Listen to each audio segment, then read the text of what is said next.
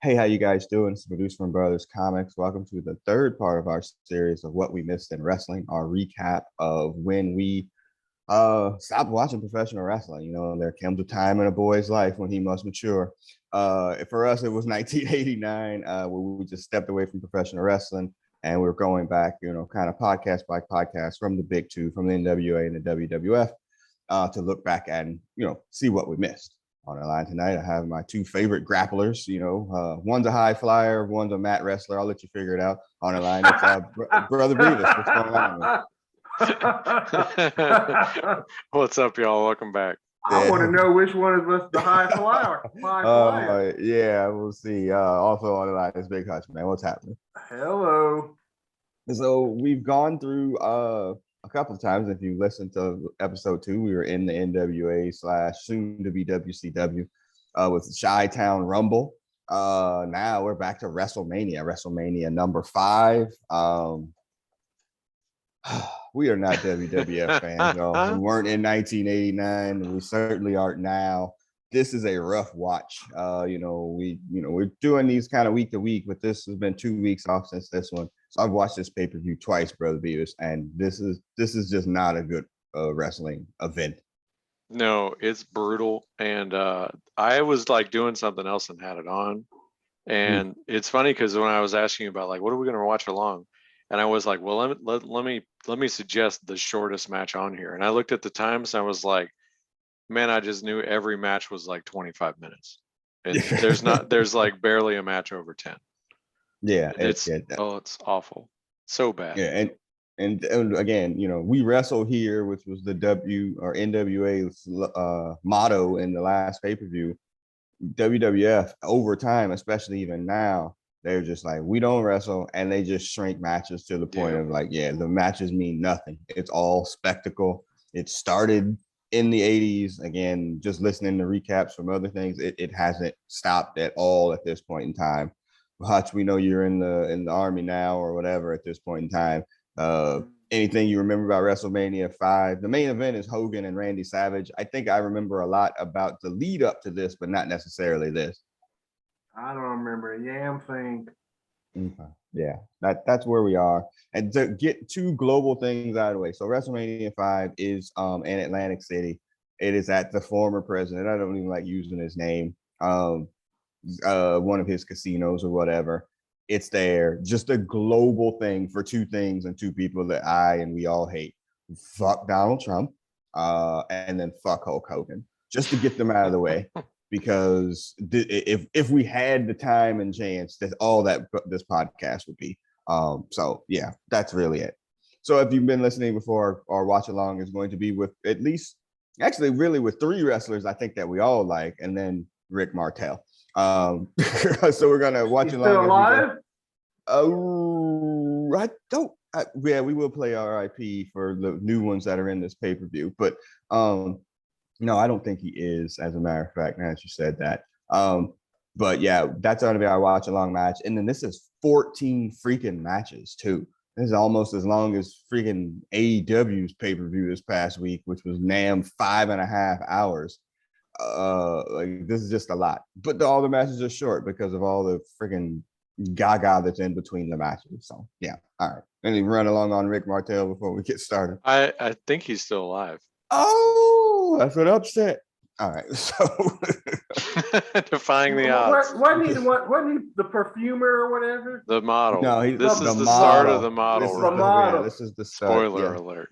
Sorry. Yeah. The one thing I knew about Martel, like again from magazines, was like he lost the AWA title by submission to Stan Hansen, as I recall. I was like, yeah, how's that work? Yeah, what I remember even then from not watching, it's like, man, this nigga can't speak English. So we can't think a real good wrestler in the WWE. He did the Boston Crab though, which was always one of my favorite moves. So, all right. So yeah. So one of my other thoughts on here from my notes is like, this crowd is dead. Like they could care less about this show at all. Like, I mean, there's people sitting on their hands. I don't know if it's a different crowd because of who it is hosting that a particular event, but man, they were sitting on their hands, really, except for when, for Hogan and Macho. I think, at this point, WrestleMania was just, and it was mainstream attraction. There's one story going into this. I mean, one story we're telling. And you have to wait a solid 3 hours and 15 minutes going into it. And I don't know whether the matches are worse than like the cameos and the featured artists and everybody else in between. We're gonna skip over some of those, but not all, and we will have some talks about some of them. My other note in here is Bobby Heenan, definitely Jamaican. How many more people could you manage? And the funny thing is, he's managing people that don't need managers, like people that can talk. Like he has no business. He doesn't need to manage Rick Rude. Like Rick Rude can talk. He didn't need a manager. Like, oh my God, man! Like, Lord. And all right, so here we go. WrestleMania, Atlantic City, 18,946 in attendance. A sold out crowd. Gorilla Monsoon, Jesse the Body Ventura, definitely a highlight of these two pay-per-views that we've done. The commentary by them is just great. It almost sounds like they're not even doing it live. It seems so natural. It almost sounds like a late ad voiceover. So anyway, all right. Match number 1, Hercules Hernandez, although he's just Hercules here, RIP 2004, versus Haku with Bobby Heenan. Now, Haku definitely needs a mouthpiece. A big man opener. I thought a odd match to open the pay-per-view, brother. And apparently Hercules was super over at this time. And I don't know. I have no idea what he had been doing. I think what the line was, he had been in the Heenan's family, and he had been a slave, because that's how we talked back in those days. And I don't know what the story was, but yeah, he was super over and he swung a chain around. Yeah, that he wasn't over with this. He still had not seen the sun, apparently. Yeah, I was just gonna say he wasn't over with the sun because I mean that is the palest Hernandez I've ever seen, man. It's probably in the Guinness Book of World Records. That could be terrible. Something, yeah. Yeah, I mean he sucks though too, Hutch. Like Hercules, he sucks. Like he's just vanilla big man. Right, he's a 2+ priority as a single wrestler with That's fair. Yeah, that's fair. I just thought it was a weird match. You get the opener for the pay-per-view. You got, everybody's getting ready, and then you just killed the crowd right from the jump. Like he was just this not is 1989. 1989, a number. Yeah. And the finish was like that, the same thing we saw in Luger and Wyndham, right? The double back suplex. Shoulder. That horribleness. Yes, I mean, and again, Haku is whatever, and he's King Haku, but nobody cares. Apparently, and to lose to, it's just that was just a weird match to open the pay-per-view. And I'm thinking what I'm noticing as we're going through some of these, like maybe some of these matches are not good, but placement on the card is probably important. I don't know how much they paid attention to that then. Whereas I think later on, especially when you get to the Monday Night Wars, the placement on matches and who opened and middled and closed became much more important. It almost feels like they just took the shit out of a hat sometimes. So, all right. Match number 2, the Twin Towers. By the way, I'm really surprised they did not retcon that and take it out in relation to what has happened related to Twin Towers. You know what I'm saying? Like to not I didn't even think about that. Yeah, just to take it out. Like, you know what? We're not ever going to call it that again. So that's Akeem and the Big Boss Man versus the Rockers. All right. We've stated on the previous podcast, I hate the Rockers. We all know. Yeah, we all know this. I hate the Rockers. I hate the Rockers. Pretty much. And then I thought this match would have been a better opener, bro. Beavers. Like he put these guys out there. The Rockers are over. Akeem and Slick and all of them, that they are what they are. I thought that would have been a better match to open the show. It was a little bit higher energy, but just Shawn Michaels is like his not even overselling, but like his overdoing of like every move and just like he's just like flying around the entire time. He's definitely. He's showing us his future. Yeah, it's fueled by cocaine, possibly.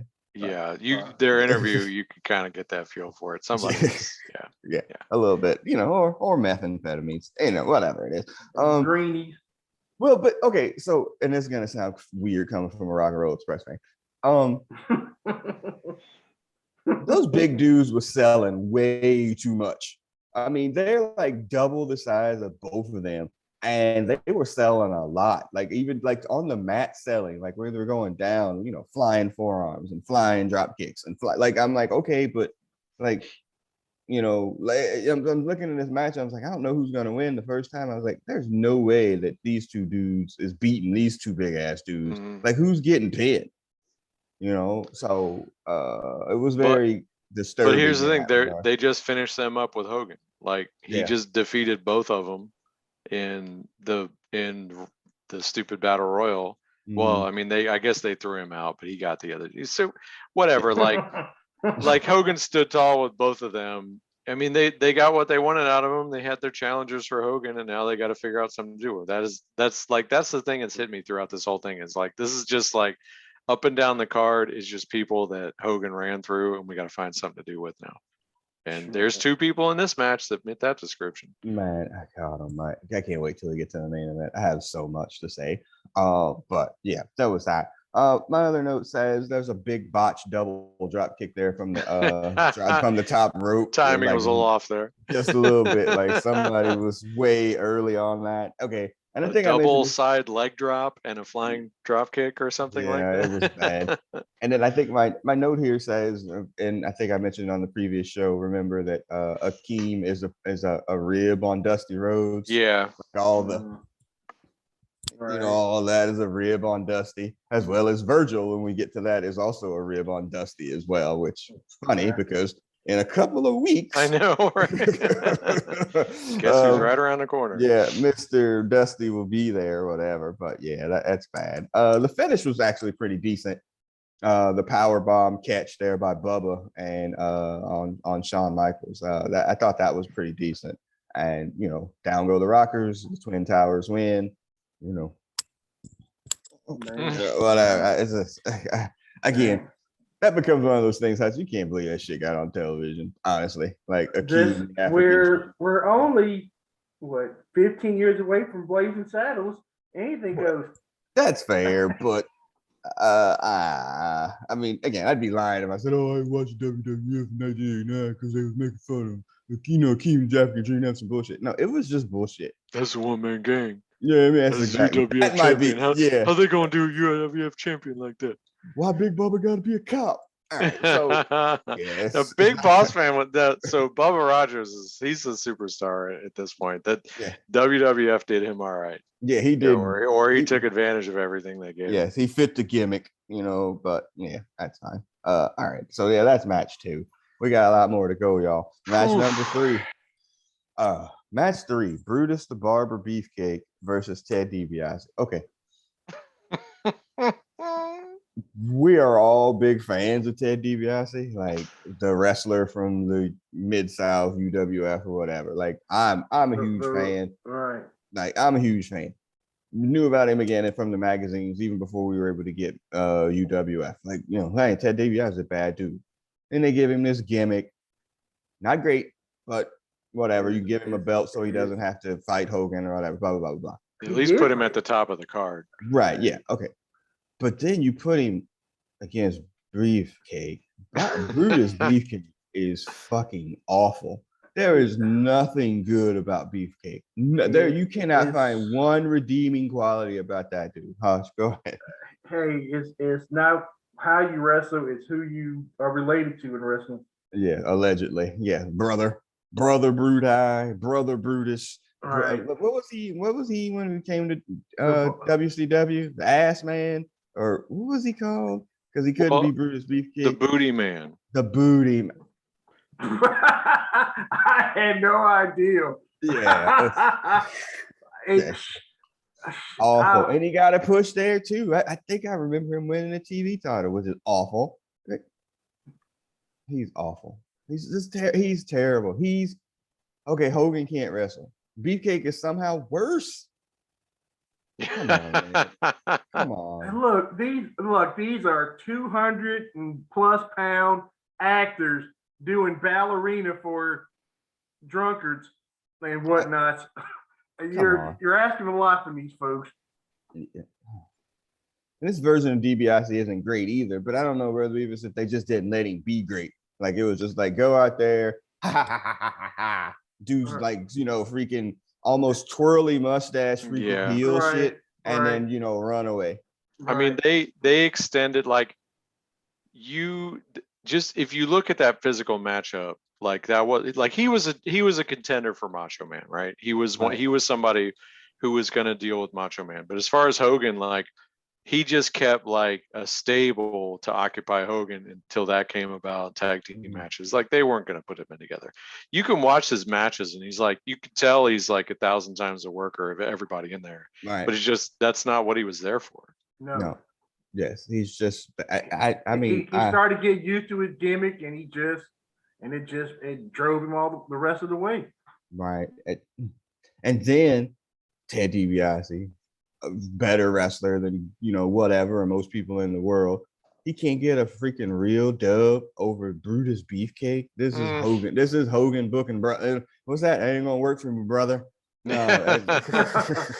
yeah, that's not gonna work. Yeah, and then he throw in your fuck Hulk Hogan, man. Every time you do an impression, too much. It's terrible. That's just bad all around. And then the crowd beyond dead, even after trying to pump him up for talking to the former guy, like it just didn't work at all. Nope, that's a count out. Well, and then he kind of gets over, like he gets to put Virgil out. Yeah, Virgil's. Yeah, I mean, I'm looking at Virgil now because again, we understand the manservant gimmick or whatever back in the day. Dude is yoked. Yes, freaking huge. How is he getting his ass beat all the time? There's a reason they cut the sleeves off his jacket. Damn. Yeah, because they literally wouldn't fit. I mean, he is completely jacked, and he's freaking getting thrown all over the place like he's a fucking rag doll, man. But yeah, just awful. All right, so yeah, that's a bad match too. Go ahead, I'm sorry. I said the check's cash, brother. Man, I know. Yeah, I mean, and again, if you listen to Cornette's podcast, I guess he's just a weird, like, kind of dude now. He just says shit to be saying shit. Like, just wild, just says ridiculously wild things, just for gimmick. But usually reference about some combination of chocolate and his penis. Yes, and what is it, Applebee's or Olive Garden or something, man. It's just some weird shit, man. What the hell? It's off completely, man. And again, obviously a complete, I don't think he's crazy. I just think he's playing crazy for the internet. Who knows? Well, he took enough bumps. Man. Right. This after a couple 100,000 of them things, I mean, you might go cray. What did they call him when he was in when he came to WCW? He was first the Zodiac. Oh, Virgil. He was Vincent, right? Vincent, that's it. Yeah, because then he was. Then they were falling all over themselves to make Vince McMahon parodies. So they had VK Wall Street. Oh, that's right. Yeah. And Vincent, yeah, that's. Yes, I wonder if Dusty was like, "Get back at them motherfuckers." I'm tired of being this. So, anyway, match number 4.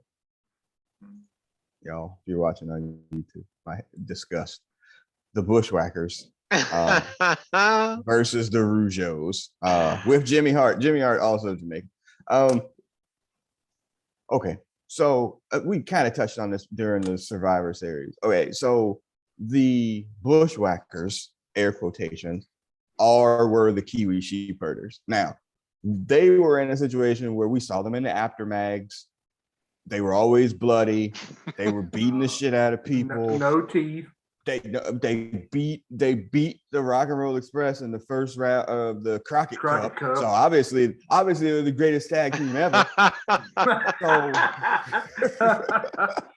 so still I'm like, 36 years still bitter.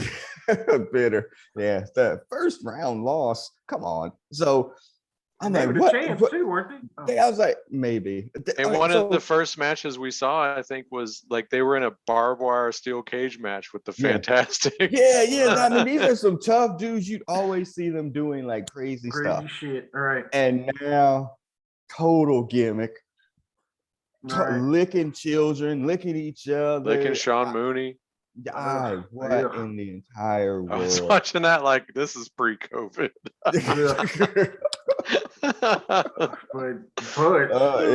Yeah, pre-Magic Johnson too. All right. They weren't allowed that before, after that either. But I'm like licking children, like after the match, like literally licked a child. Come on, and Hutch, them checks had to be super fat for this to happen.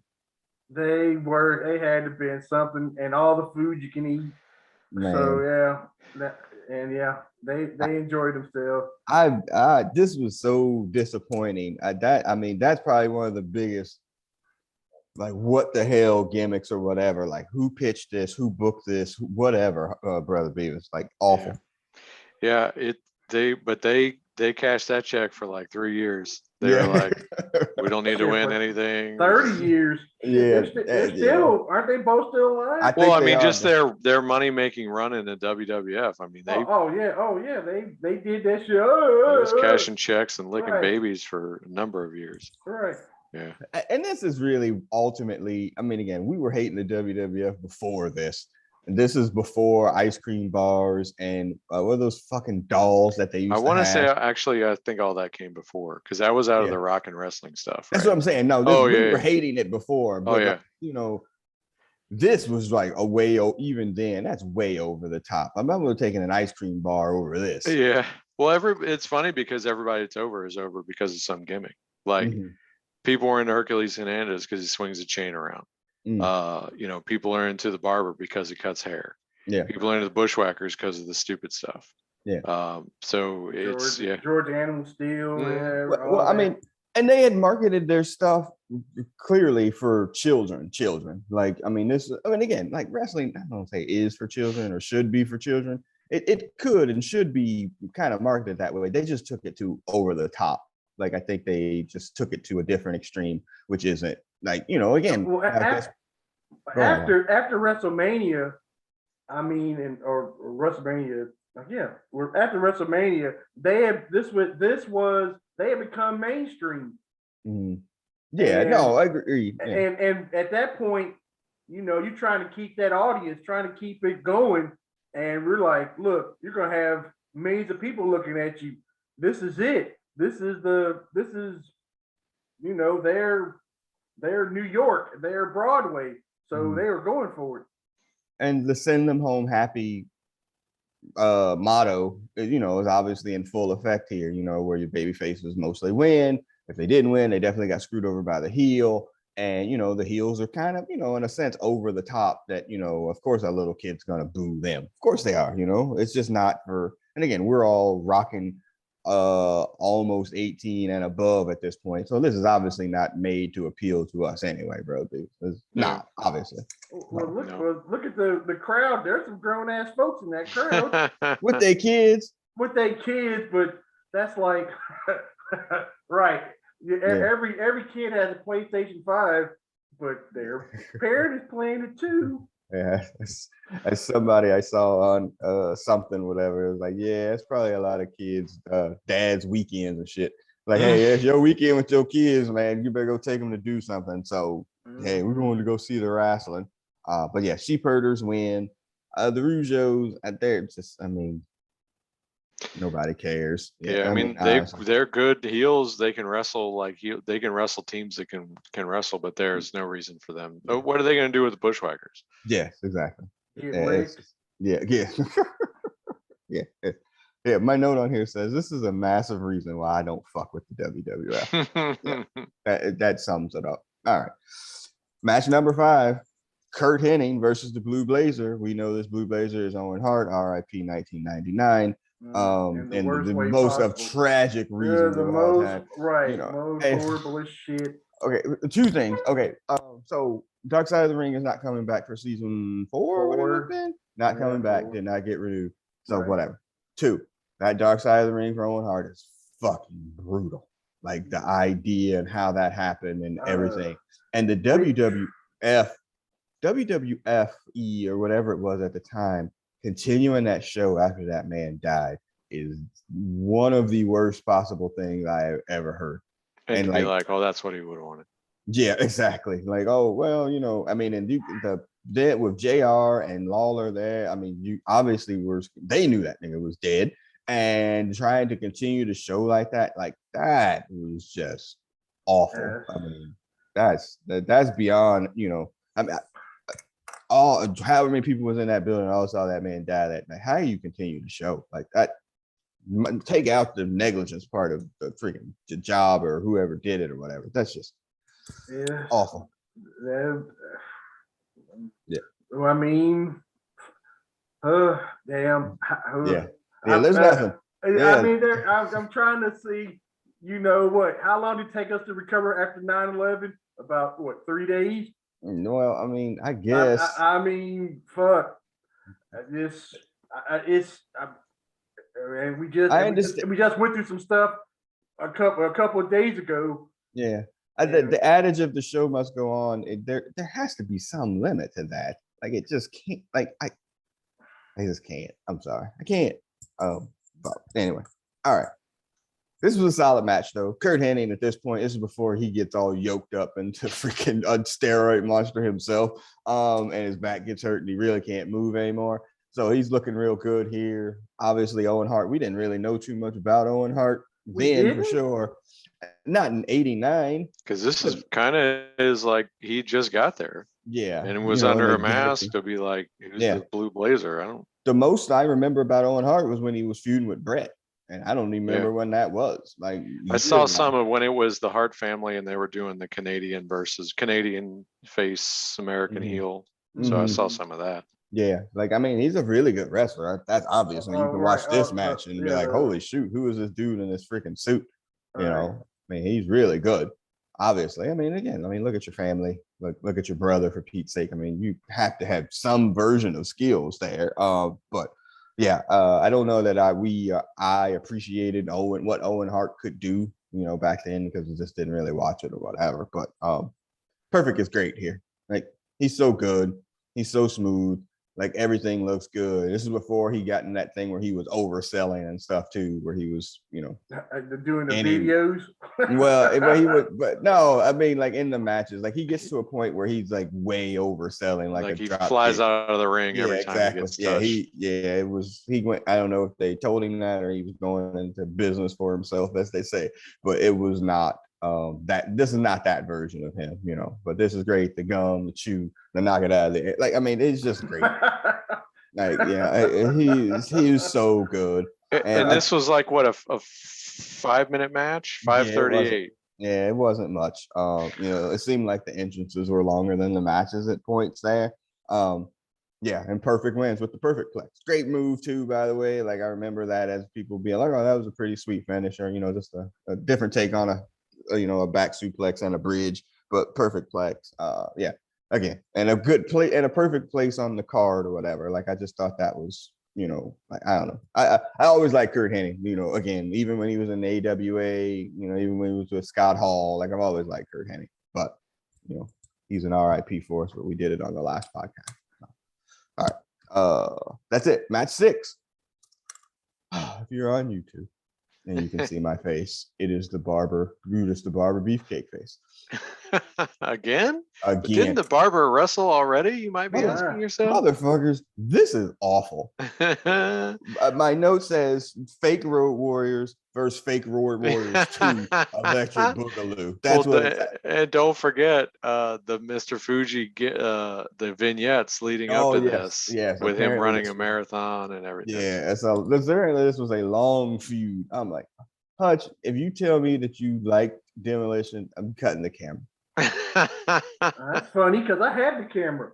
But anyway, I do not like Demolition. Okay, yeah, that's terrible. Like, and they're not like, oh, we're like, it's like a bad S&M gimmick, Brother B. It's like that's what they're dressed at. Like, this nigga with a freaking red ball in his mouth. Oh, well, yeah. I thought you said S&M. I'm like, S&L? No, S&M. that too. But it looked like he should have that ball in his mouth. One of them should. Because they're much strappier. They both seem to have glitter on them. It's And that's Crusher Khrushchev. I don't care what anybody says. Yeah, That ain't no exactly. Demolition Smash. Sam Houston beat him for the Western States Heritage title. You just roll him out as your tag team champion. Come on. Don't even try Additionally, them dudes have no muscle definition whatsoever. that. Like they're just like, oh, well, they're tall and big or whatever. Like just like if you're gonna be the Road Warriors, at least or fake it, at least get in the gym, get some freaking steroids, do something, man. Just stop being big and I don't know how you could like be aware of the existence of the Road Warriors and see Demolition and be like, oh, they're cool. Like how can you ever look at them and be like, these fake ass Road Warriors? These are fake ass Road Warriors. And then freaking Road Warriors 2 fake Electric Boogaloo, freaking Barbarian and not T-Joe Khan. Who's the other one? The Warlord. Warlord. At least they fit the body part, like at least that part was doable or whatever. But it was terrible. Fuji is terrible. Also, you see them old videos of Fuji when he was a real wrestler. It was like, man, all right, I can see that, but he's freaking 7 freaking cheeseburgers over that freaking playing weight at that point. It's just not good. And I don't know if they played this up, but like the Powers of Pain, they kind of finished up the Road Warriors because they were on their way out, I think, at the time. So I don't know if they were like, they could have been like, we ran off the real Road Warriors. Now let's go after these fake ass Road Warriors.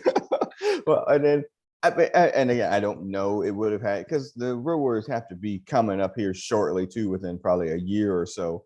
Was there ever a Road Warriors demolition match? Okay. I think there was, and the Road Warriors kicked the shit out of him. As I recall. Duly noted, and it should happen that way, But yeah, I remember the Powers of Pain when they injured Animal. I think that wound up being a shoot that he actually did get hurt when they threw a freaking barbell at his eye or something like that. I think that actually did wind up happening. I think it was the weightlifting challenge. I think he got hurt, and then they do the eye thing, or was that before that? And he wore the hockey mask. That was awesome.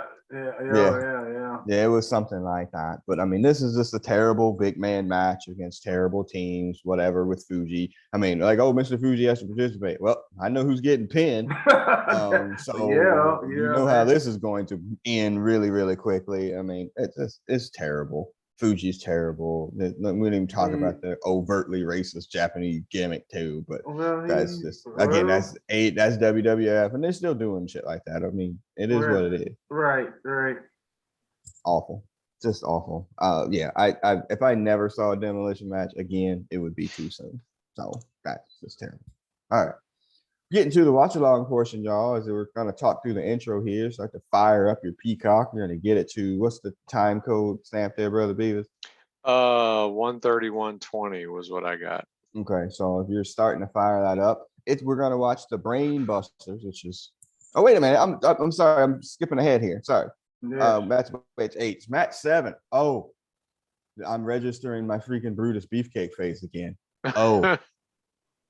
Match 7, Dino Bravo versus Rugged Ronnie Garvin. Hey. Hold on. Listen, man. Hold on. Let me take off my shit. It's 1989. Motherfuckers. Ronnie Garvin was the world champion less than 2 years ago in the NWA. The world champion. We all remember that run. I don't think he could have been any more over. Smacking the shit out of Mulkeys on TV, smacking the shit out of Ric Flair. Everybody. Yeah, that's one of Hutch's favorite lines. Stop hitting me, damn it. Like, still would like to know if that was a work or not, or a shoot. No, I think that was real. Yeah, man, like, oh my God, he turned one of them Mulkeys into a pink red mess on TV. Shit out of him. And it's like, this is crazy. And he finally wins the world title on the chase from Flair on a fucking sunset flip. And like, he was the world champion. Now, again, now we know later on, like, man, he wasn't really ready for this. He couldn't really talk. He's French Canadian, like all the bad things that could go against him or whatever. Right. But he was the world champion for the NWA for a month or two, whatever, as long as his reign was. Right. It was 30 days. And now he's Rugged Ronnie Garvin. It's a bad gimmick. And then they gave him a worse gimmick later to finish him out against Dino Bravo. Dino Bravo wins this match with a side slam. The checks cash.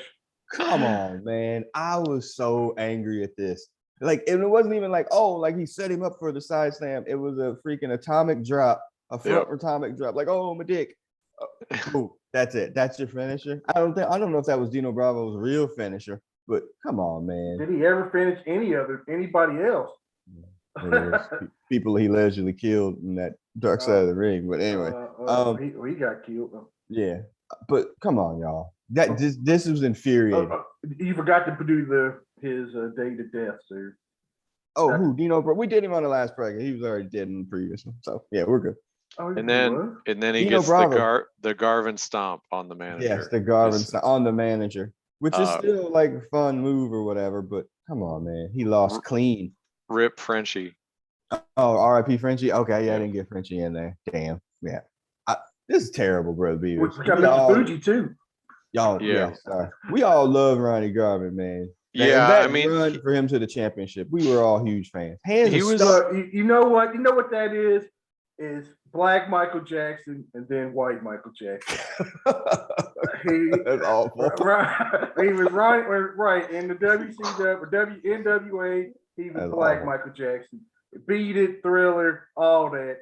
And then white Michael Jackson. I just can't stop loving you.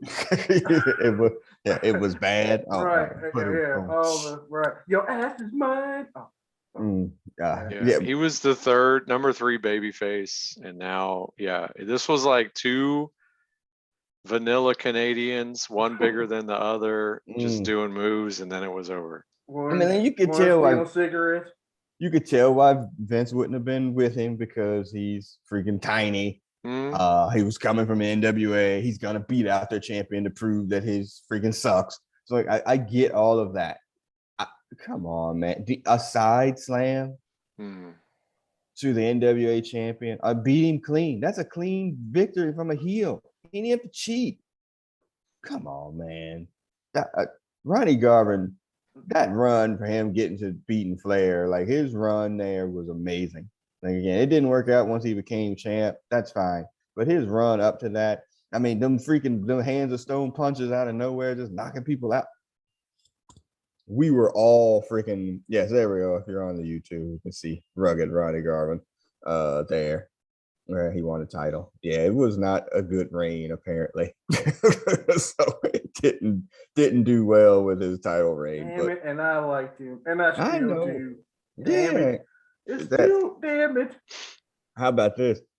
Shit, maybe it was 6, 8, 12 months ago that I knew he was French Canadian. I had no idea. Like, I just thought he was a regular white dude. Like, wait, he's French Canadian? Come on, man. I didn't know that at all. He's 5'8" and 242 pounds. I mean, he was thick, like he was all yoked up for his size, but I mean, not Vince yoked. Right. So Wikipedia is telling me they wanted to run Flair winning the title at Starrcade against Survivor Series, so he had to drop the title first. And Ronnie Garvin was like, "I'll take a 2-month reign." It was 2 months. So, yeah, that sounds about right. I remember watching the footage when he won it. I think we all fucking watched that. I think it wasn't a cage. He had like a sunset flip off. Flipped off the. Yeah, that's what I was saying. Yeah, I remember that. But I mean, because it was Ronnie Garvin's a champ finally, and then whatever. Right, we were all happy. I know I was happy. Oh, I know that. I mean, he got him. I had to find it on the YouTube or whatever. That match, one of the matches where he just smacked that monkey. Like there was a couple of TV shows where he just beat the shit out of Moki. Yeah, like I was that people he worked rugged or worked rough or whatever it is. Like it felt real. Like that's how it felt. Like he was like, ooh, like my chest was hurting every time he smacked that damn monkey. So anyway, all right. I was ahead of we're going to match 8 where we get the Brain Busters versus StrikeForce, which is Tito Santana and Rick Martel. What I was saying is like 3 of those wrestlers in this match we actually really like. We're huge fans of Arn and Tully, not necessarily the Brain Buster gimmick name, also with Bobby Heenan. And then we all love Tito Santana, like just as a general rule. Like, I mean, look, man, over. He was always on TV. He was always on TV. But speaking for Brother Beavis, I mean, or for Big Hutch and I'm like, hey man, ain't no black people on here. I guess we're gonna cheer for the Mexican because you know, I mean, this is terrible. I mean, we got to go for something here, whatever, man. You know, good looking dude. Yeah, had good moves. He could obviously wrestle. Like, you know, I mean, he's a big old dude too. It's like, man, you know, come on, Tito. He's 6'2" supposedly. Yeah, I mean, he was a really good wrestler too. And, you know, he seemed to always be getting, you know, screwed as the baby face. You know, something would always happen. He'd lose. Freaking took the L. Jesse Ventura calling Chico all the time, which is not cool at all. Oh, yeah. I'm surprised they don't. I think the only reason they can't take that out is because it happens so much. There would be no audio because he keeps calling him that. So, yeah. So the StrikeForce they probably smoked weed together, so they knew what was going on. But that's not cool, even in '89. But anyway, I understand the timing or whatever. But and he's the heel manager. But you definitely couldn't get away with calling somebody Chico. If you're a woman, you couldn't get away with that now, and rightfully so. But yeah, so Tully and Arn, they're, you know, not too far along from had left the NWA. I've heard Arn tell the story on his podcast that, you know, the money just wasn't right.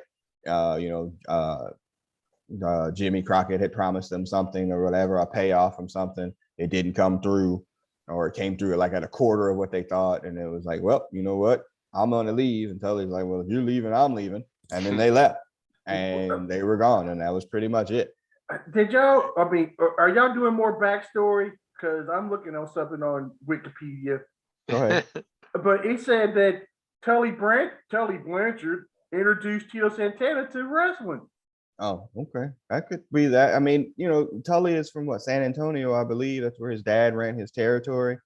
So I didn't know his real name was Mercedes Solis. Did you really think his name was Tito Santana? Hey, I don't know. Hell, shit. I missed years.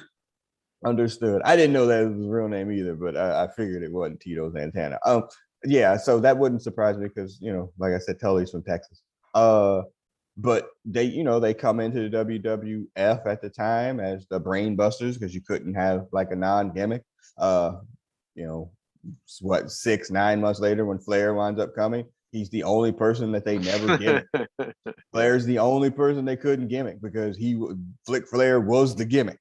You know, like you couldn't get past it because he was already living it. So yeah, but they don't cross paths. Like I don't think by the time Flair gets there, I think Tully and Arn are either on their way back or it's a very, you know, there's no Horseman reunion here coming up, brother.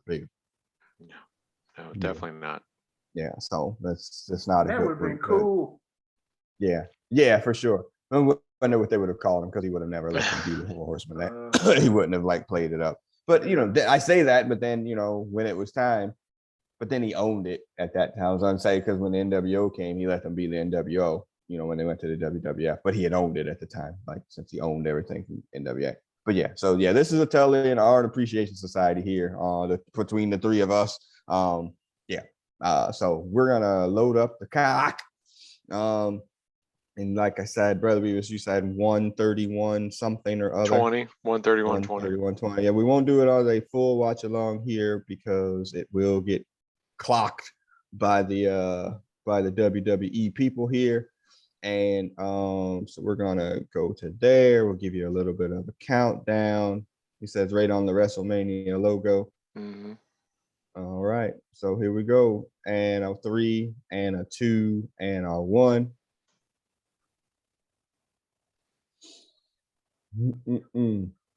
Bobby the Brain Heenan. Yeah, he was working hard this I think he managed like 5 or 6 people. Yeah. So here they come with their warm-up jackets. That also look like Horseman logos, by the way. Cough, cough, cough. Yeah. Yeah. Yeah. They might have got a gimmick, but they didn't really have to change their style a whole lot. They actually kind of let them be who they were and let them have their kind of matches. Yeah. All right. Running through the crowd is pretty wild too, by the way. Oh, the other thing was like, how many people did you see fall off a step? Like you saw like about half the people come out there like walking all like. Yeah, it's a little bit rough. And I think Martel was just returning from injury here, so they had I think just got back together. Both dudes are completely jacked too, by the way. Jacked to the gills. Holy crap! I mean, and then you look at these two. Look at Tully. It's like definitely work out kind of scrawny in the hotel lobby. With spoons. I mean, wrestling holds. Martel. Yes. Yeah, Martel's pretty good. I mean, we kind of clowned him, but he can't really talk. Which isn't necessarily his fault, but and some of his stuff is a little jumpy and jittery, but I mean, he's pretty solid. Again, it was always weird. Again, somebody of as like a heavyweight champion, and then like he was never, outside of tag teams or really above like the IC title picture. Yeah. Double drop kick. Yeah. Not the other kind of double drop kick. Not the best double drop kick ever. Rick Martel's still alive. Yes. Yep. Arn is so good, by the way. Yep. Like, I mean, I've heard him talk about how it's really my job was just to make the babyface look good, and he does such a good job at that. Like he knew. And that's, I mean, whatever. I mean, I always liked Arn. I never really liked Dennis Condrey, but I now kind of have a better understanding of what I overlooked all those years. Yes, they were doing, they were doing their job in that regard. Yeah, I'm not sure Arn winning any sort of test of strength battle here with Rick Martel. Just saying. It's coming off the mat to defeat Rick Martel in a test of strength. Come on.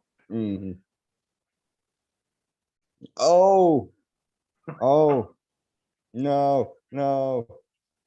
Yeah, you have to really understand. Yeah, you have to wonder too sometimes. Where I was like, well, I know you guys aren't really built really well, so we just have to make up stuff for it to look like y'all can do anything. Oh, look, he's almost going to your Boston Crab. Yep. He's working this leg scissors. Here we go. There's literally a dude on camera yawning during this match. Arn on top of his head. There it is. Oh, that Blanchard. Yeah. Oh, yes. Arriba. It's a double figure 4 spot. Yeah. Yes. Well, you know what the funny thing was that again, watching stuff from over time. This is before the figure 4 got buried. Yeah. Like where it was like not a real move anymore. Like, the figure 4 was death. Yeah, think about how many times that you saw Flair actually win with the figure 4. Just doesn't happen. Yeah, not unless it was enhancement talent. Yeah. Or some bullshit like knocked him out and then put him in the figure 4. Yeah. And Tito Santana's great. It's like Tully. It was like Tully too. Tully doesn't need freaking, and Arn didn't need a manager. Oh, the burrito. Yeah. Sir. Where were you? Yeah. The flying forearm. Starman. Well, the funny thing, yeah. Look at then Tully throws a drop kick here. Yeah, well, also remember, heels don't do drop kicks. Yeah. So it's not supposed to happen. Ooh. Now it's a steady diet of Anderson. Yes. And tag team wrestling. Yeah, with one person who happens to not be an Anderson. To cut off the ring and, like this. Tully, give me a knee. All right. Oh. Yeah, what was Bobby? They talk about like, Bobby's got him. The brain's got him fine-tuned. The brain's got him. He didn't have to tell him to do anything. And then they paired Flair with him too. I'm like, he does not need a manager. Yeah. And it'd be like, it's one thing, it would be like, oh, they had to have something for the manager to do. He got 4 other people. He's in half the matches. What is Arn looking for there? Yeah, he's like, selling that freaking. I don't think Tully was in contact with the corner. I don't think that's a legal tag. Mm. I think he was in. I don't think he was in reach of the turnbuckle. Yes. And the ref never sees it. Now that we know what we're watching, you can really tell them when they're telling them what moves to do. Like now, I can really. Yeah, obviously you didn't see it when you were this age, but now it's just like, yeah, see it. These Throw me quick into the ropes. tags. Yes. Oh, it's tag team wrestling. They're like, well, we only got 7 minutes. We got a tag every 12 seconds.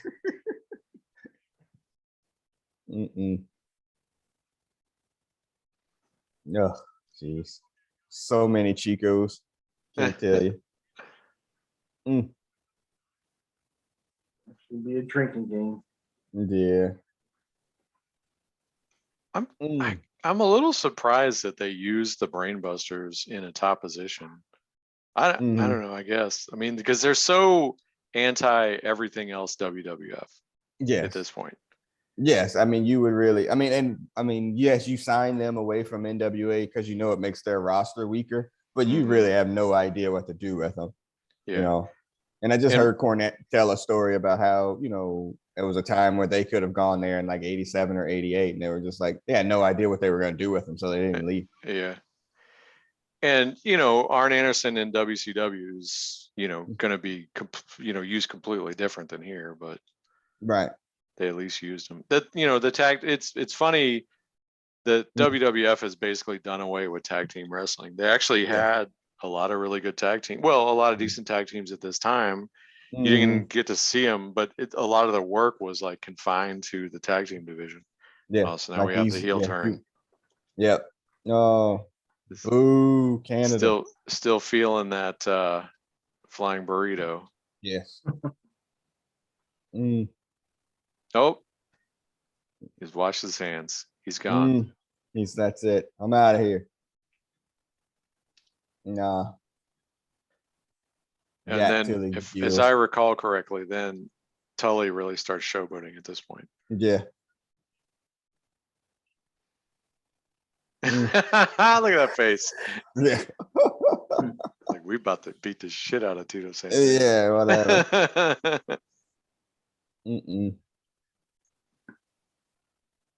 Yeah, come on. Arn. Yeah, go ahead. Tag your partner and beat him in the corner where his partner would be. That's great. I like that. That's probably one of my favorite bits.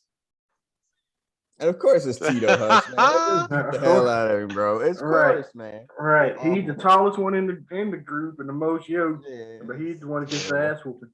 We're gonna beat Tito's ass. Right. Martel still hadn't made it back.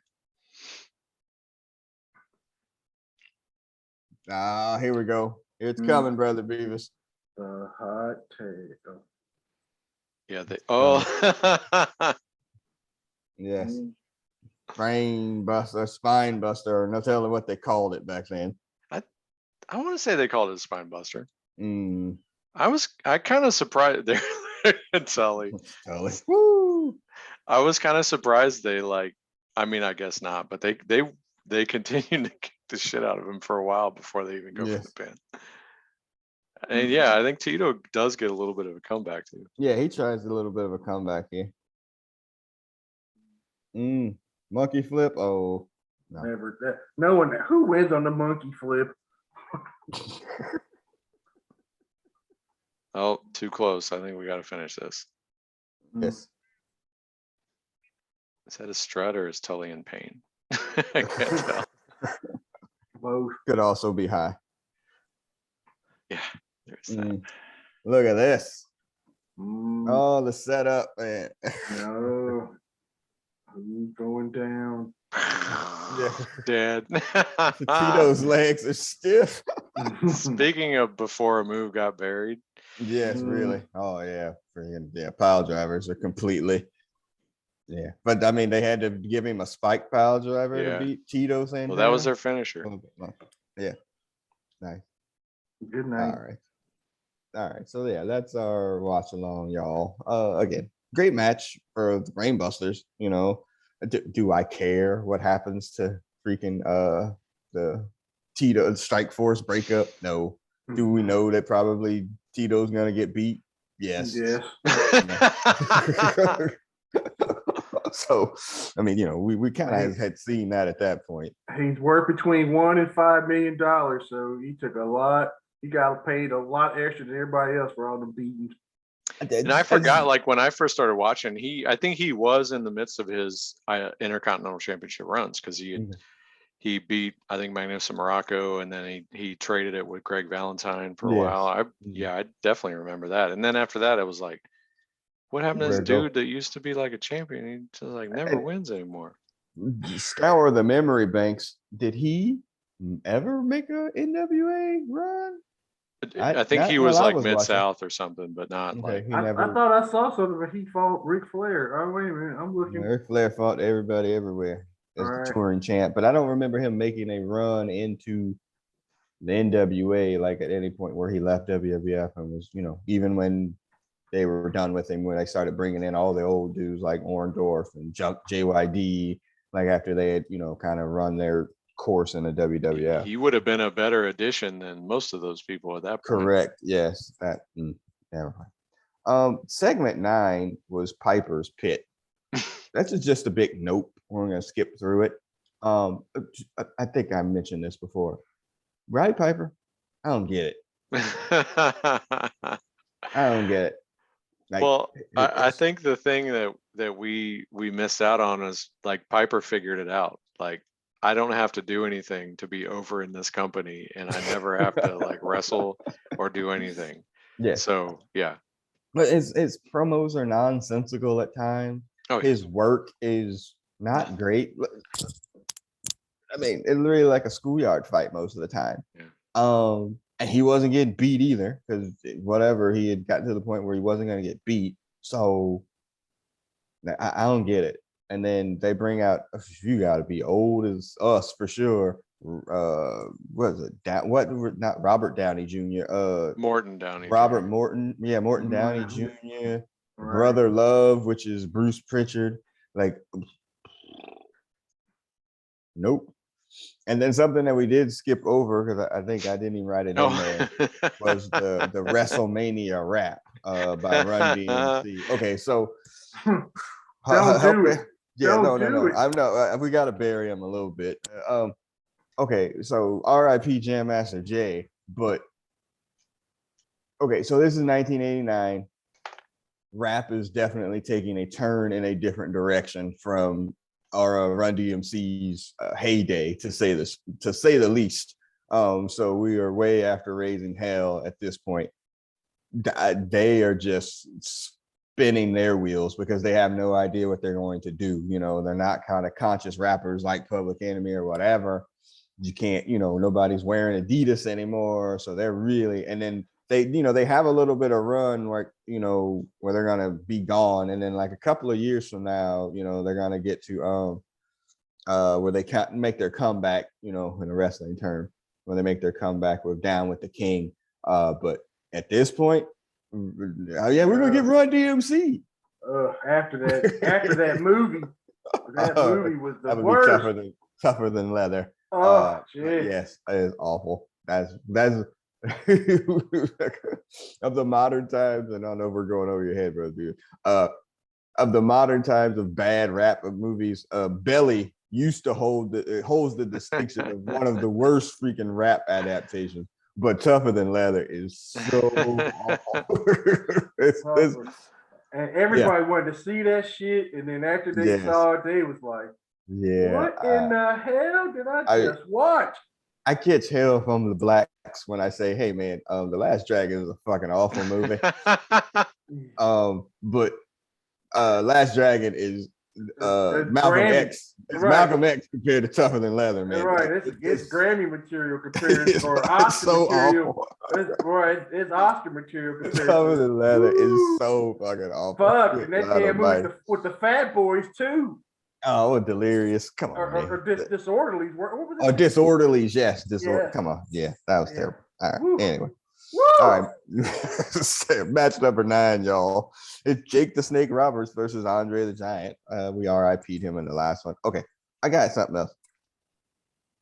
we didn't really not appreciate Andre, but the version of Andre we got was broke dick down, y'all. Like that's not like whatever this Andre the Giant, whatever. Like this version, this ain't it. Like I don't get it, like at all. It's just a big baby man child. Yeah, he was so hurt, broke down by this point. Like Yeah, you see his matches, he's like hanging on the rings the whole time, and yeah. he does a lot. He works a lot in this match, and he does more probably in this than he did in the Royal Rumble. Was the last one we saw him, but yeah, we're almost near the end at this point. Yeah, it's not good. Weird feud too, like him and Jake the Snake. And that's another thing too. My note here says maybe Jake was a little overrated. Like it's because everybody loved the DDT, and they're like, oh, he had great promos. I'm like looking at some of this stuff. I'm like, did he? Yeah. I mean, honestly, like, oh, Damien and the Snake. Like it just seemed like that was a super gimmick. Yeah, maybe he did the best with the gimmick that they gave him, but like it just seemed kind of I don't know. Like I never was like, oh, DDT, yes, obviously everybody loved the move, but other than that. Did everybody like the Princess Bride? Yes. I have been no. I have been in and around people that love that movie. I've seen it obviously because I like girls, but I don't. It does nothing for me. Like I couldn't quote it the way some people do. So, not a huge fan. The Andre the Giant connection. Is that what you're saying? Yes, that's correct. Yeah. Yeah, I saw a thing about the $6 million man, Andre being Bigfoot on that. Or no, they mentioned it on the Cornette podcast. I think it was on Cornette, yeah. And I didn't even know that or remember that. I had no idea. I didn't know it was him either. Yeah. Yeah, this is bad. And then it was funny seeing Skinny Jake actually moving in this match. That was the thing that stood out to me. I mean, he had his gimmick and he worked it, and it was good for several angles. But yeah, I don't know why they were angry with each other. I don't know how this feud came about. But. Yeah, Andre, he hates snakes or something, right? That's what made the matches, but I don't know how it started. It's probably drug induced. Yeah. Well, then they drag the $1 Million Man in there who tries to take Damien for some reason. I don't really know. And then I think it's a count out victory, or something like that. I think DQ. It was finish or whatever. Because he went after Big John Studd, who was the that's right. John Studd was the guest referee. This is after he won Survivor Series, which was on the podcast we had done previously. But like, I mean, again, like, hey, there's a snake. Okay, great, fine, whatever. All right. The python. Oh yeah, sure. Match number 10, y'all. It's the Hart Foundation versus Greg the Hammer Valentine and Honky Tonk Man with Jamaican Jimmy Hart. Again, two dudes. Honky Tonk didn't need a manager for sure because he could talk. Greg Hammer Valentine, he struggled. Yeah, he struggled with that. Even him as just a tag team or whatever. And like, I think isn't there a time where they both like dye or Greg Valentine dyes his hair like jet black when he starts looking like Honky Tonk Man? That sounds familiar. Yeah. Yeah, like it's like, wait, what? Why? You just lost a locker combination. Yeah, I mean, yeah, but also another dead match. Like the crowd's just like, when Hogan come out? Like, I mean, this is just not good at all. And then I found it really weird as they were going through the match, like, Jim Neidhart on the comeback, off the hot tag. Not really great. Yeah, I mean, I know you have to have, the smaller dude do the selling or whatever, but not great. Like, it's just, not great. He's too big. The standard Hart Foundation formula is like Neidhart bookends it, and then Hart does, Brett does all the work in the middle. Right. Yeah, and it was again. Neidhart gets pinned. And they got a fuck finish. Yeah, no, they win over the Honky Tonk Man. I mean, you can't pin the Honky. Yeah, and go back and look. Like he gives Jimmy Hart's megaphone. Well, he hits him in the arm. He doesn't even hit him in the hits him in the arm, and he goes down like he got really crushed. And that's it. But it's a pinch. You pinched a nerve. Yeah, but I mean, Neidhart did a drop kick. I'm like, come on, man, what are we doing here? Like, this is not good. But yeah, it's just not good. I mean, again, Honky Tonk. Roids. Roy's Well, a hell of a but thing. yeah, Honky Tonk and Greg Greg. Valentine, okay. The Hart Foundation, obviously, a pretty classic tag team, but like again, like, oh well, they're still feuding because of what happened with Jimmy Hart. They beat the Rougeos in the previous podcast, and now these dudes, I don't know. Jimmy Hart has another tag team to run at him at the next one, but it's I don't know, it's all gaga gimmicks. All right, Hart Foundation wins. Match number 11, Rick Rude with Jamaican Bobby Heenan versus the Ultimate Warrior. All right, I'm registering the face again. Okay, the Ultimate Warrior is beyond terrible. I think we keep saying this, but I don't think we've reiterated it enough. He is awful. I have no idea how he became the world champion to the top of their promotion. Like, I have no idea. He makes Hogan look like Flair. No, man. No. Awful. He was crazy. He would do anything. He was big. Yeah. He was on right.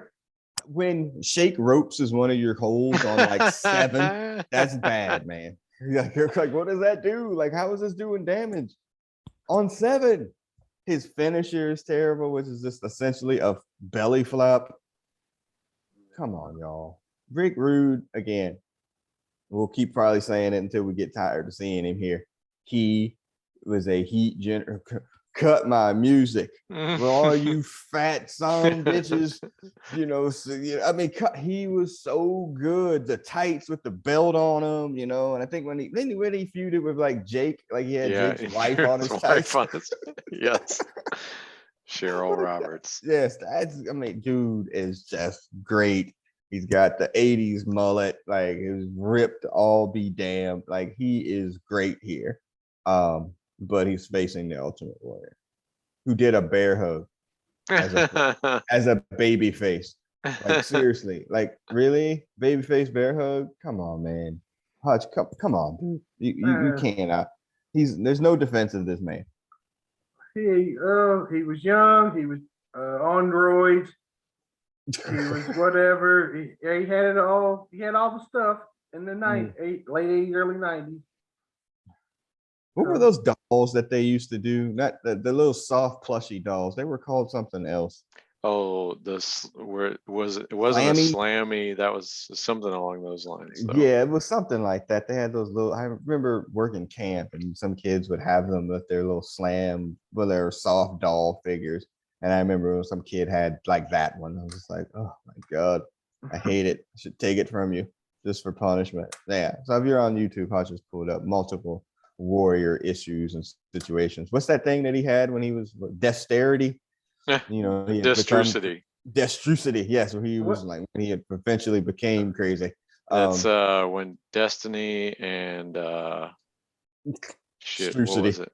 Destiny, Truth, and Intensity, or something like that. Oh, he had a catchphrase. No, he was when his second life as a promotional speaker was going to be the principles of Destrucity. Yes, and and then again, if you saw his dark side of the ring, his post racist, homophobic, whatever life as a speaker. He hated Hogan. Who doesn't? So it was just terrible person, terrible wrestler. I don't know how they got as far as he did, and he lived off that shit for way too long for being that terrible. That's not a move. That's not a wrestling move. Wrestling buddy, apparently. Wrestle buddies. Yes, that's it. Yeah, awful. So good. And then let's see. Yeah, bear hold spot. I feel like all we do is read Wikipedia to the people on this podcast. Like, I don't know. I never watched that shit. Right. And then exactly. And then okay, so this is for the Intercontinental Championship, and Rick Rude actually wins. Ultimate Warrior tries to suplex him back into the ring after a spot outside of it, and Bobby Heenan holds the leg. A heel move. And he can't kick out. 1, 2, 3. New champion. Did he go berserk on all the ring attendants again? I can't remember. He started chasing Heenan around the ring, and yes, it was. He God Almighty. Like, I mean, I haven't ever met anybody that was like, "Oh, the Ultimate Warrior was my favorite wrestler." But if I did, we're gonna have to fight because that's just terrible. Like, and he was so the people popped for this. It's WrestleMania 6 is when he beats Hogan, right? 1990. Yeah, I'm pretty sure that's WrestleMania 6. it is. Yeah, because he goes over. Hogan is off to film one of his several bad movies that he films. Well, was it over the not over the top? No Holds Barred. No right? Holds Barred. Yeah. With Zeus. Yeah, with tiny Zeus. Well, Lesnar, that's where this storyline goes. That's next. Mm-hmm. Awful. Destrucity is the creation of a truce between one's destiny and one's reality. That's what? What the hell you just say? Yeah, Destrucity is a combination of cocaine and steroids. and monkey piss. Exactly. Because it certainly isn't on the regular plane of existence. He was the Dingo Warrior. Yeah, we remember that from World Class and him coming in with Sting as the Blade. Yeah. I remember this, but he still sucked. He sucked in too. All right, match 12, y'all. Hacksaw Jim Duggan versus Bad News Brown. We're not going to waste a lot of time here. Awful match. Ends in a double DQ. Nobody knows why. And placement on the card. Why is this match 12? Like, there's no. And then following that match as well, like, you know, where it was going to be high energy, and then you have two dudes that are moving in mud. Like, what in the world, man? And neither one. Well, Bad News, he couldn't talk either. No, he needed a manager, and they didn't give him one. Right. And yeah, that's just bad. Double DQ. You know, we're again the descent into Hacksaw. It's already happening, but it's really just becoming more and more of a gimmick. Not good at all. It must have been a battle for weed. That's what maybe. Hey, come on. Yeah, that's this placement on the card, because the two things leading up to the friggin' main event, that's bad. And then match 13. Okay, I tried to post this. Is Bad News Brown still with us? No, he did. We RIP'd him last time. Yeah. Match 13 is the Red Rooster versus Bobby Heenan. Okay. I tried to post up in the Twitter. Don't do it. No. I tried to post the Twitter the other day. I don't know if my internet was not working or whatever, but I was watching the match, and then there's Terry Taylor back there in its full gimmick and doing an interview in the back, and I'm just like, he never recovers from this. His career essentially ended. His career ended here. Like, again, if you go back and watch any stuff from Mid-South, UWF, like, dude is so good. He is Ric Flair, babyface Ric Flair. He's so good.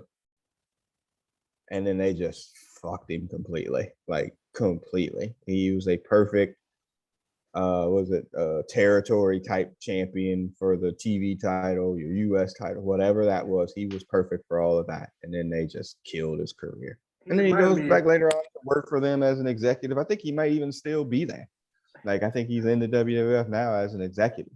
But like, his wrestling career, you know, whatever. He reminded me of the dude that killed Happy Days and Married with Children.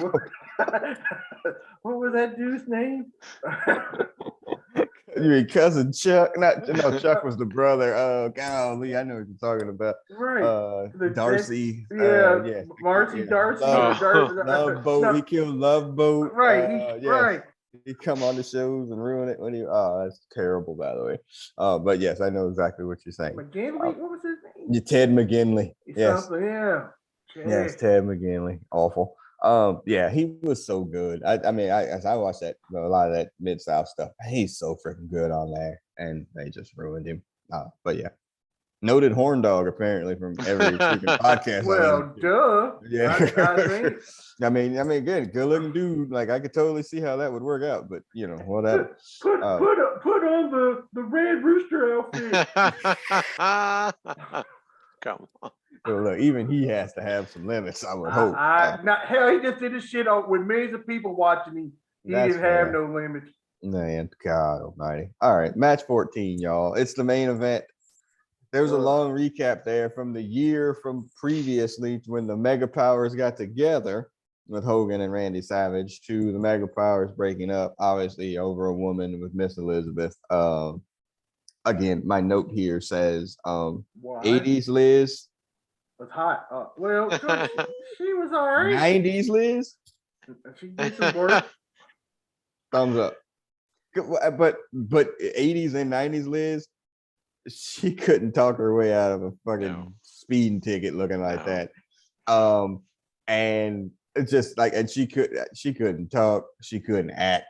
I mean, this is literally like, oh my God, if you weren't pretty, I have no idea what you'd be able to do in life, like at all. And yeah, but yeah, so the Mega Powers, they got together, they break up.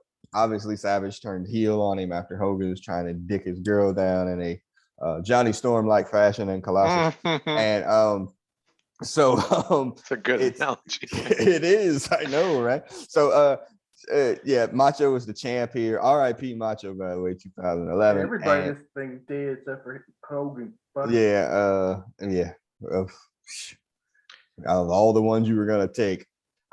So yeah, and so this match is, again, I said I had a lot to say about it. It's not that I hated the match totally.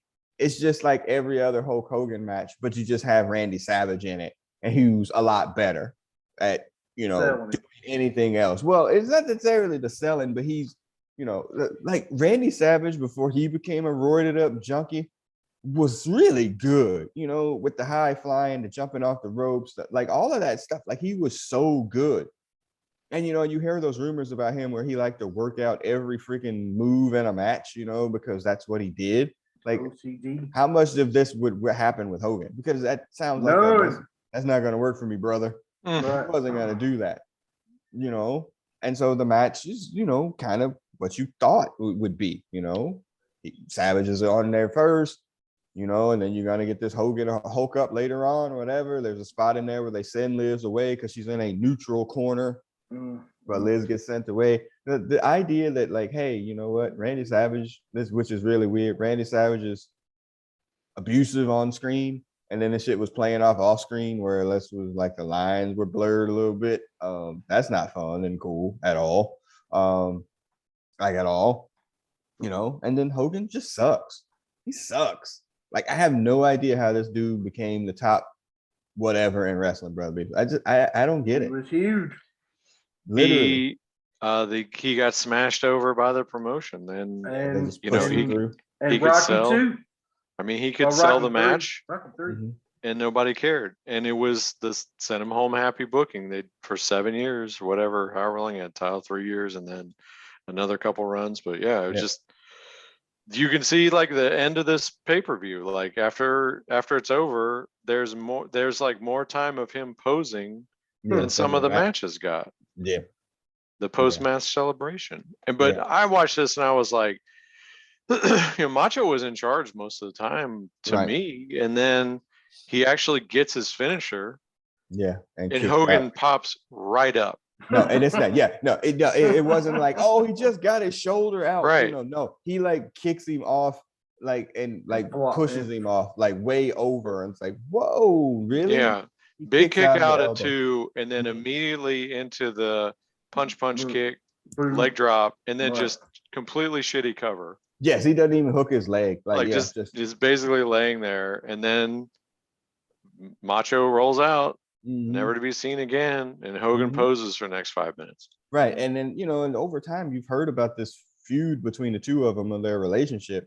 Like it was always freaking Macho putting Hogan over. Yeah. Like Hogan, like Macho never was able to get that win back or whatever. The knee. Kept always, putting him over and Hogan not doing the job to him back. And it's just like, man, come on, dude. Like, I mean, Macho's like probably one of the only other significant champions from this period of time, right? Before we get into the the Warrior era, which is terrible. But like just completely like pretty much squashed him at the end, and that's the end of his run. I mean, kicked out of his finisher, like hard. Yeah. It's like he just blows him off, and then we get the Hulk, ooh, brother. Ooh. You do a pretty good imitation. I'm of like, it. how Somebody is the hates you. leg drop worse than that flying elbow? Yeah, Like, exactly. And it's just and again, like he's so terrible. Like it's just I couldn't. I didn't like him then. I hate him now, but for a variety of reasons. But like he was just a terrible wrestler. Clearly a terrible person as well. Like man, fuck Hulk Hogan. Like we could go to the archives. Hogan did get juice on this, so. Yes, he did get some juice, but it was that. I mean, but I don't even see. I don't even remember the spot where he would have gotten it. Was it the ring post or the I think stairs? it's something outside, I think. Okay, yeah. I mean, whatever. Weak ass bitch. Terrible. Well, tell me how you really feel. Man, I can't. Man, my note here says, kick out a finisher into the Hulk up, boot, lead drop, pinfall. Fucking terrible. That's my note. Yeah. So that I mean that pretty much covered the whole freaking thing. And so yeah, and that's it. And yeah, Brother Beavis calls it at the end of the match. There's probably a 10-minute pose down. And to be fair, the people were eating that shit up. Like the people that were there were pretty much there to see Hulk Hogan do that. That's it. They went home happy. They did that because that's why they were there. They were there to see it. They gave it to exactly what they wanted, and that was it. So yeah, and you talk about like in modern day, like trying to attract wrestling fans. These really aren't wrestling fans. I mean, this was a fad. This was a mainstream fad, and it's like, how many people I've talked to like, oh, I don't watch wrestling. Is Hulk other than Hulk? Was Hulk Hogan still wrestling? Like that, they know Hulk Hogan before anything else, and exactly, yep, it's because of this trash. Right, and and again, and that's a great way to put it. It is a fad. Like this is really no different than the Monday Night Wars either. People became fans of like characters, but they didn't really care about the business. So like, oh yeah, I wanted to see Stone Cold give people stunners. Okay, that's great. But you did, but once that was over, and now nobody watches wrestling. Like it's just like because as much as the NWO was a boon for the WCW, the booking, ran off all the fans. Like right. You can only watch your favorite wrestlers get buried by the same people over and over. Like, oh man, oh god, oh god. Yeah, Hutch. If you're on YouTube, Hutch just pulled up a preview. Wait, what's that? Freaking Tyrion? Or is this a different midget? That was well. Are we sure that wasn't Tyrion? 1989 or 90 when this came like out. He wasn't like Joan Severance. And WCW brought in Sonny Lister, for the Three Faces of Fears. Yeah, it's awful. That's not. Yeah, R.I.P. Joan Severance was hot back then. Just FYI. Yeah, no, it wasn't. That wasn't Gene Okerlund, rest in peace. R.I.P. Yeah. To be fair, though, have y'all ever seen that movie? No. Okay. No. Well, it could be a classic. We don't even know Come about. on. Oh, we know. It could be like something that's that's just awesome, but it's probably not. See, Do the Right Thing or No Holds Barred. Nice. So anyway, all right. So that wraps up WrestleMania 5. I give it a solid 2 thumbs down. Like if I had another hand, I'd give it another freaking thumbs down. That's basically where we're at. I mean, honestly, there's not a match on there. I was like, oh, you know what? I'd like to go back and watch that again, even though I watch a long match. It was fine enough, but I wish I had 2 more hands. Exactly. 4 thumbs down. Awesome. So yeah, what do you think? Anything that sticks out that's noteworthy there, Brother Beavis? Well, I think it was striking to me how much worse this was than the Royal Rumble. Like the Royal Rumble was, it had a long enough segment just because of the Royal Rumble match, but it had manageable matches other than that on the card. And I'm like wondering if this is the entire roster of the WWF on this show. Like, I have no idea if there was obviously there was, Demolition Powers of Pain, I guess it had some, a feud. I don't know. I guess people had beef, but there was no real angles here other than Hogan and Macho Man. And so you have to watch 3 hours of this and it was awful. It was a chore. And the one thing we did forget is Tony Schiavone Yes, doing the yeah. backstage interviews. Yes, he's one of the crossovers as well. Yeah, and So he's not there long either. Yeah, this is just such a weird time because it's like outside of Tully and Arn, it's like these are not the wrestlers that I thought I knew from wherever I'd seen them before, and I don't know what's happening right now. That's how that's like what you come away with when you watch WWF. Yeah, Tony Schiavone comes over there. He's only there for a little bit, and then he's out of wrestling for like 20 years before Nitro comes back. You know, he's doing like Georgia football and all of those types of things. But yeah, he's out for a while. Hutch, anything as a takeaway from that match? I missed nothing. Nothing. Yeah. There was nothing that was missed in your time there. Right. So as we continue to work our way through 1989, this was April. We're around to come up on our next pay-per-view, which for WCW or NWA is what, Brother Beers? Is it the Great American Bash? Oh, okay. Is it a War Games in there, or that's the Bash? I think that's the Bash. Okay. So yeah, interesting. There's some good matches on this one though. There's also, it looks like, some bad matches. You can't have it good without a bad. So yeah, so we'll be back shortly after that to get back into the NWA and some names that that we probably recognize more, and there's the potential of me having seen some of it because again, this WWF stuff. This is Wrestle War 89. Has to be 89. Yes, Music City Showdown.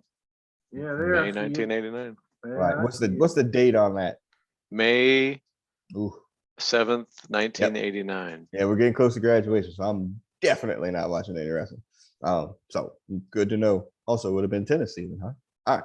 Anyway, so that'll wrap up what we missed in wrestling for this week. Remember, you can find this podcast, SoundCloud, iTunes, Stitcher, Google Play, like on the YouTube page, rate and subscribe, all of those types of things. So we'll be back shortly after that to get to that. Wrestle War, Music City, what? Massacre? Showdown. Music City Showdown. Love. So ridiculous. All right. So that'll be it. And as the WCW or Saturday Night 605 Music plays us out, I'm the producer of this podcast. I'm signing off. Hey, Rob, Brother Reeves, go ahead and sign off. We'll see you next time. All right. Hutch, sign off. Brain buster forever. Yes, for sure. All right, everybody. We'll see you on the other side. Peace. Peace.